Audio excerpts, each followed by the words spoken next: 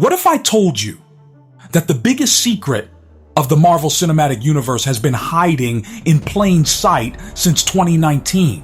What if the emotional final scene of Avengers Endgame, the peaceful dance between Steve Rogers and Peggy Carter, isn't the ending at all, but actually the first frame of Marvel's next catastrophic timeline event? Imagine if the tender moment that symbolized closure was never meant to be closure. Imagine if it was a doorway, a trigger, the spark that lights the fuse of Avengers Doomsday. Yes, this theory claims that the beginning of Doomsday doesn't just connect to Endgame, it literally starts at the exact same moment where Endgame fades to black. And the craziest part, Marvel themselves might have already confirmed it through their upcoming Endgame Re-Release.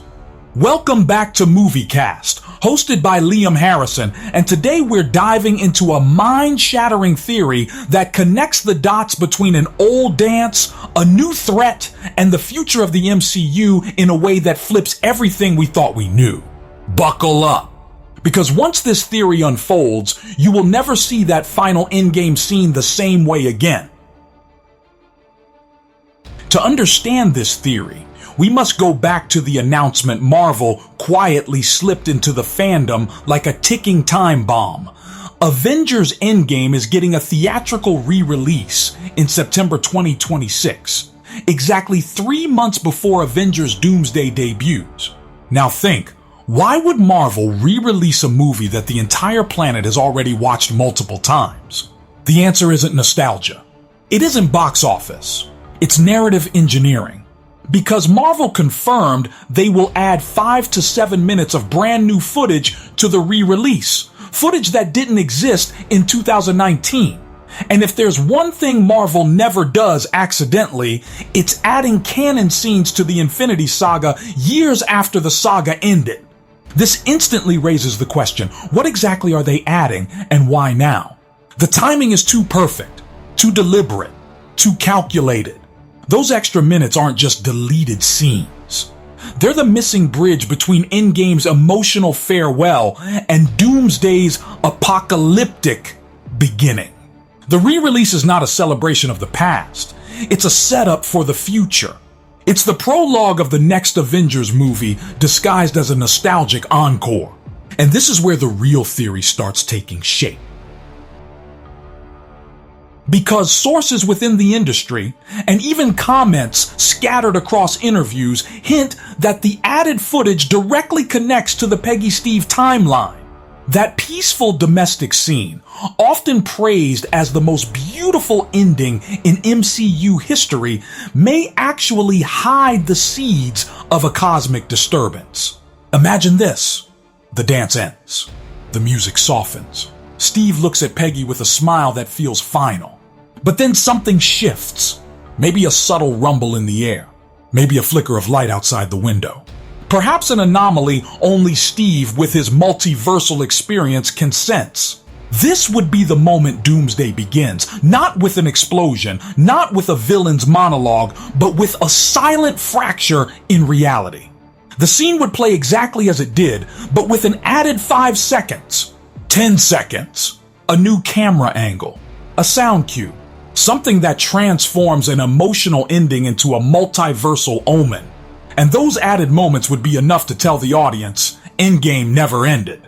The peaceful life Steve chose wasn't the conclusion of his journey, it was the beginning of a catastrophic chain reaction that spans universes. Because Marvel didn't just add footage, they added a fuse. But here's where the theory becomes almost too perfect.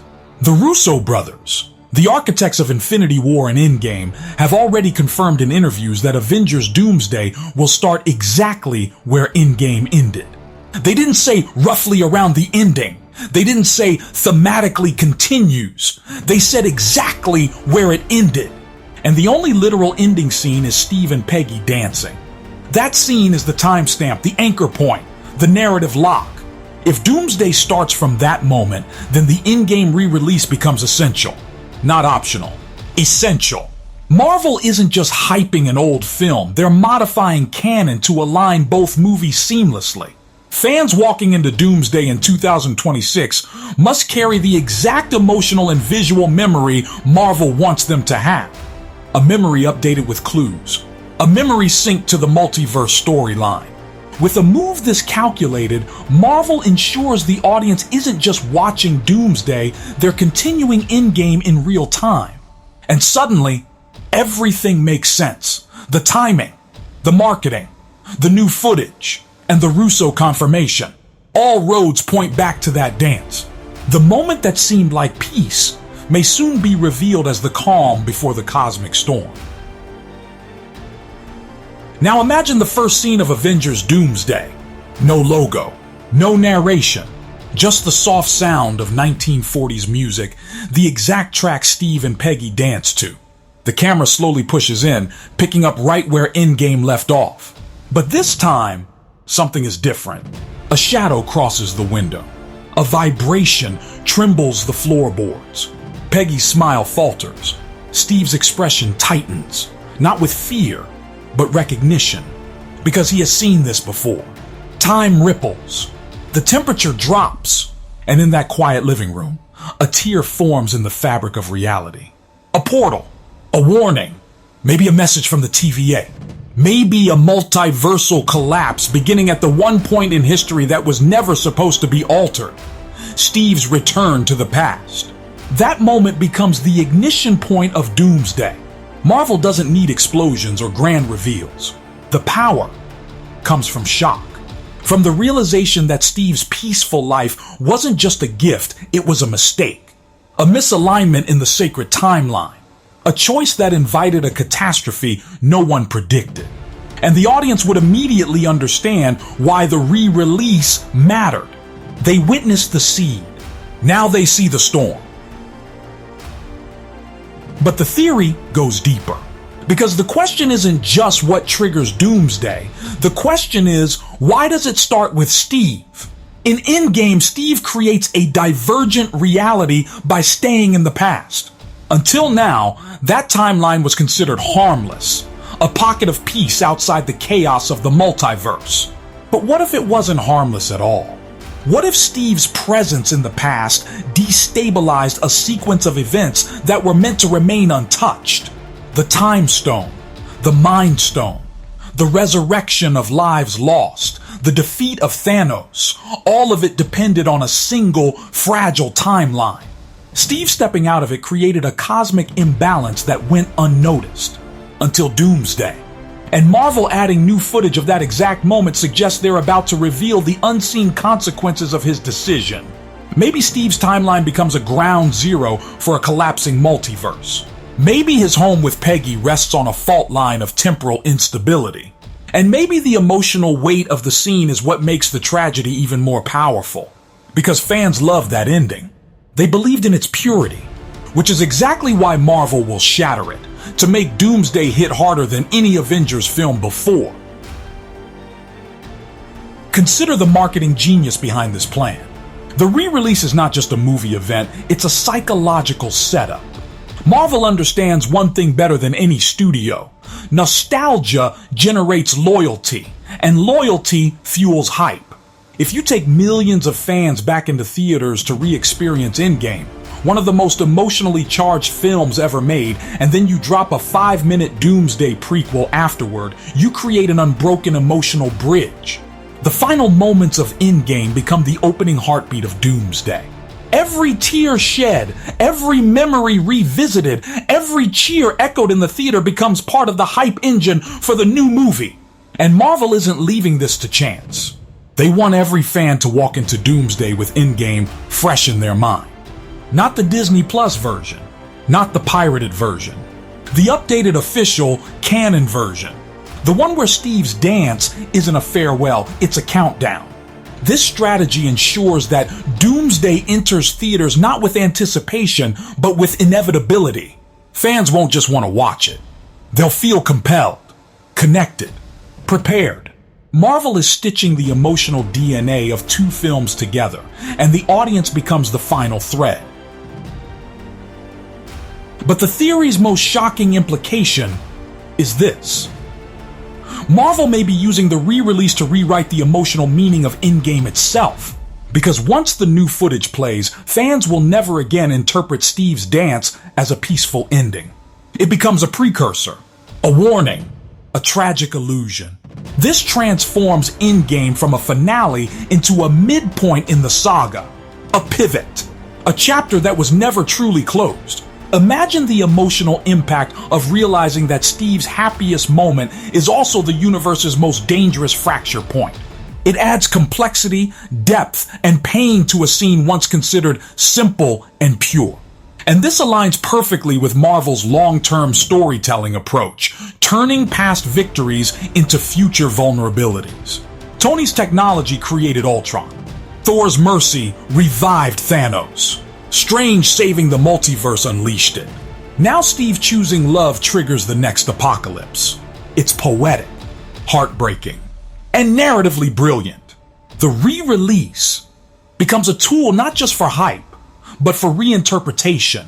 Marvel reshapes the audience's memory without breaking canon, using just a few minutes of new footage to reframe a decade of storytelling. And that shift prepares viewers emotionally for the weight of Doomsday. As the theory reaches its final arc, the true purpose of this strategy becomes clear. Marvel is ensuring that every viewer understands Doomsday is not just another Avengers movie, it's the direct descendant of Endgame. The spiritual continuation, the unresolved consequence. By starting at Steve and Peggy's dance, Marvel anchors Doomsday in the Infinity Saga's emotional core. Not with multiversal jargon, not with new characters, but with the most iconic heartfelt ending in MCU history. That connection amplifies the stakes instantly.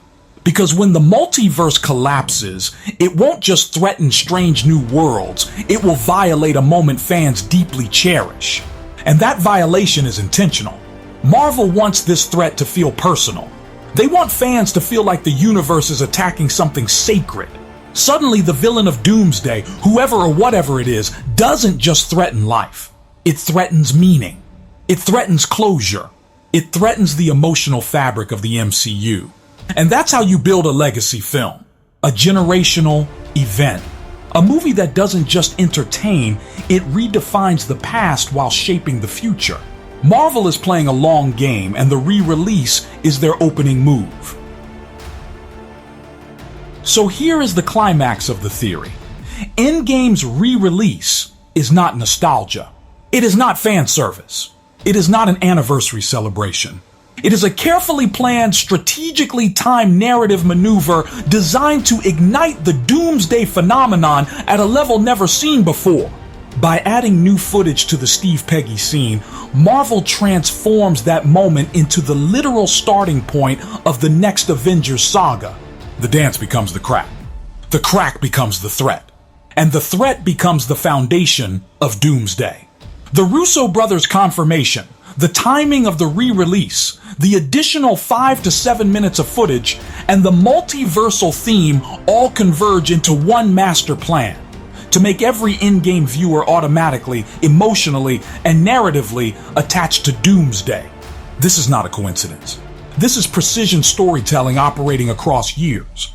And when audiences return to theaters in 2026, they won't just re-watch Endgame, they'll unknowingly witness the birth of Doomsday.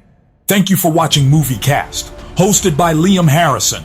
If you enjoyed this theory, don't forget to like, share, and subscribe, and drop a super thanks of $20 to support our YouTube channel.